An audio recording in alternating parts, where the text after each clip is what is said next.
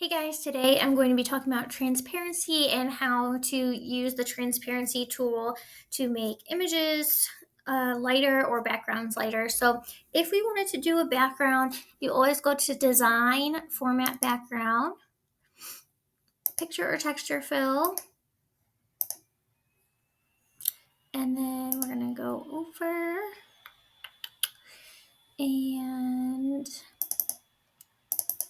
add in, it is in there. Add in a background. Here we go. And let's just say that we wanted to do this vintage hearts. So over here under these little like insert things, it says transparency, and then you just pull it and it can make it lighter. And then that way your text looks like darker, or you can bring it back. If you wanted to do it with a shape, you could go to insert, shape, that, and say you wanted it to be transparent, you would just click on, if that's not there, you just right click on it and go to format shape.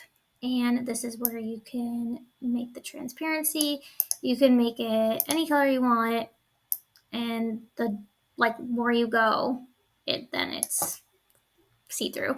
If you wanted to change the line or whatever, there you have it. That's all you have to do.